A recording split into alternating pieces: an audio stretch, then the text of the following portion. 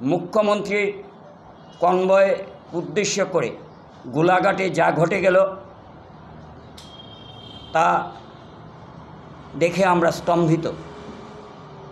যেখানে খোদ আসামের মুখ্যমন্ত্রীর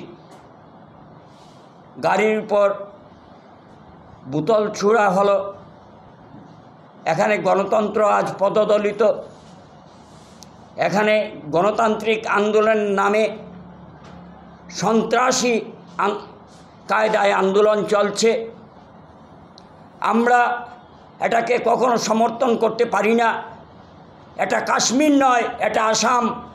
যারা এ ধরনের আন্দোলন নামে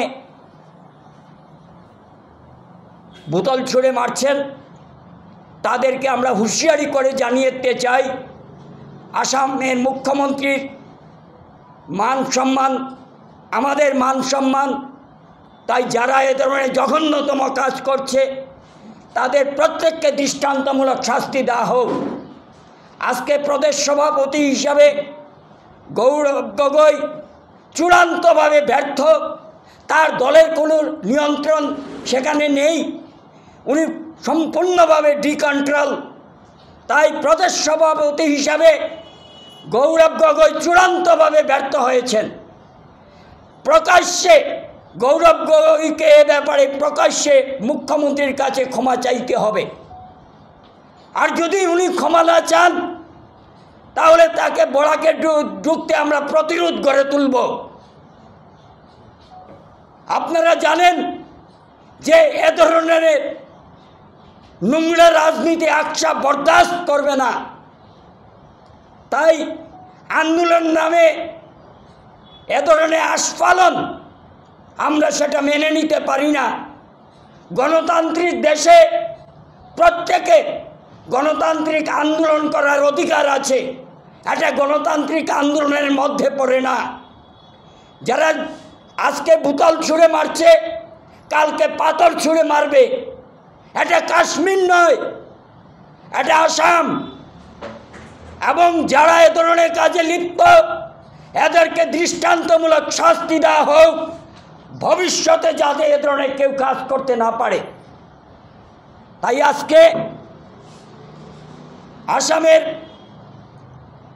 জনপ্রিয় মুখ্যমন্ত্রী দুর্দান্ত প্রতাপ মুখ্যমন্ত্রী হিমন্ত বিশ্ব শর্মা দিন রাত এক করে আসামকে একটা 5টি রাজ্যের মধ্যে একটি রাজ্য প্রতিষ্ঠিত করার জন্য দিন রাত এক হয়ে কাজ করছেন। আর আজকে মুখ্যমন্ত্রীর সম্মান আমাদের প্রত্যেকের সম্মান। আজকে যারা ছুঁয়ে মেরেছে তারা একটা জাতির কলঙ্ক। তাই দৃষ্টান্তমূলক শাস্তি যদি এদেরকে দেওয়া না হয় তাহলে ভবিষ্যতে এ ধরনের কাজ আরও বেড়ে যাবে। সমূলে এদেরকে ধ্বংস করতে হবে। তাই আমরা মনে করি গোলাঘাটে যা ঘটে গেল আসামের কোনো রাজ্যে যাতে এ ধরনের কাজ করার সাহস না দেখায় তার জন্য এদেরকে দৃষ্টান্তমূলক শাস্তি প্রদান করতেই হবে। এবং আমরা মনে করি যে গৌরব গগৈ চূড়ান্তভাবে ব্যর্থ হয়েছেন এবং উনি ক্ষমতায় সভাপতি হয়ে আসার পর একটা জঘন্যতম কাণ্ড হলো। তাই আমরা আজকে এখানে কংগ্রেসি ভাইয়েরা যারা আছেন তাদের প্রতিবাদ করা উচিত ছিল, কিন্তু এরা কোনো পেটে বসে আছেন।